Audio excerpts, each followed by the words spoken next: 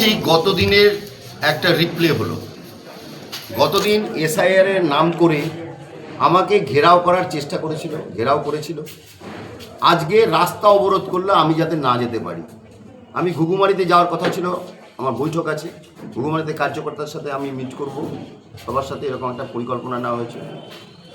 তো আজকে আগের থেকে ওরা খবর পেয়ে ওরা রাস্তা অবরোধ করলো এবং আমাকে কালো পতাকা দেখাবে বলে ঠিক করলো। কি নির্বোধের দল করেছে হচ্ছে নির্বাচন কমিশন বিজেপির ক্যান্ডিডেট জবাব দিতে হবে। বিজেপির ক্যান্ডিডেট উনি ডিএম অফিস ঘেরাও করুক, সেটাই তো করলে সবচেয়ে ভালো হয়। কেন করছে না? তার মানে ওদের উদ্দেশ্যটা একটা অন্য উদ্দেশ্য। যেভাবে হোক বিজেপির প্রার্থীকে মানুষের কাছে যেতে দেবে না, প্রচার করতে দেবে না। আমি ভয় পেয়ে পিছিয়ে আসবো, এরকম একটা ধারণা ওদের মনে তৈরি হয়েছে। আজকে আমরা রাস্তায় যখন অবরোধ করে প্রায় 1 ঘন্টা হয়ে গেছে, পুলিশকে জানাচ্ছি, পুলিশ নিষ্ক্রিয়। পুলিশ বিন্দুমাত্র আমাদের পাশে আসেনি, একটাও পুলিশকে পাঠায়নি। আমরা দাঁড়িয়ে আছি মাঝখানে, আজকে একজন প্রার্থী দাঁড়িয়ে আছে। ভাবুন বিষয়টা, আমাদের পাশের লেনটা দিয়ে ওপাশ থেকে গাড়ি আসার কথা, আমরা ব্রিজের ওপর দাঁড়িয়ে আছি। হঠাৎ করে দেখলাম যে সেই পাশের লেনটা খালি হয়ে গেল। কি সেখান থেকে এই কেন্দ্রের প্রার্থী যাবে, সঙ্গে দেব আছে, দেব সভা করতে এসছে কলকাতা থেকে।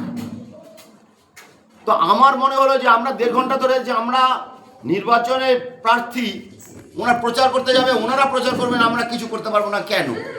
আমি তখন আস্তে করে গাড়িটা পাশের লেনে নিয়ে এসেছি। তারপরে সেটা দেখে প্রার্থী নিজে গাড়ির থেকে নেমে অকথ্য ভাষায় গালিগালাজ করা শুরু করছে।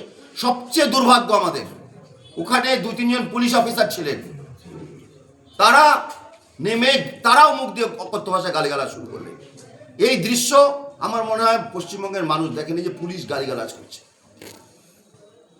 কার উপরে গালিগালাজ করছে? একজন প্রার্থীর উপরে, প্রার্থীর সাথে যারা আছে তাদের উপরে।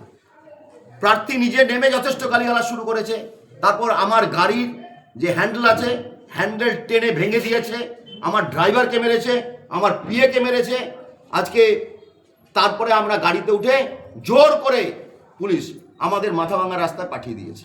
আমাদের সঙ্গে যারা ছিল তারা কাউকে যেতে পারেনি, তাদের গাড়ি আটকে দিয়েছে, আমার গাড়ি একা ছেড়ে দিয়েছে। দিস ইজ দ্য সিচুয়েশন কুচবিহারে। এইটা মানুষ চেয়েছিল কি, এই তৃণমূল কংগ্রেস যতদিন থাকবে এই রকম অবস্থায় মানুষের কণ্ঠ কীভাবে রোধ করা যায়, মানুষকে কীভাবে বিপদে ফেলা যায় সেই চেষ্টা করেছে। আমরা যেখানে যাওয়ার কথা ছিল সেখানে গতকালকে ফ্ল্যাগ লাগানো হয়েছে, সেই ফ্ল্যাগগুলো সব খুলে নিয়েছে এবং যাদের ওখানে নেতৃস্থানীয় আছে তাদের উপরে বিভিন্ন রকমভাবে ভীতি প্রদর্শন স্থাপন করা হচ্ছে। ভীতি প্রদর্শন করে যাতে তারা ভয় পায় সেই চেষ্টা করেছে। আমি বারবার বলছি, কুচবিহারের পরিবেশ ভীষণ খারাপ এবং কুচবিহারের যদি সুষ্ঠু নির্বাচন করতে হয় উপযুক্ত পুলিশি ব্যবস্থা নিতে হবে এবং এই সমস্ত দুর্বৃত্ত ক্রিমিনালদের উপযুক্ত শাস্তি দিতে হবে।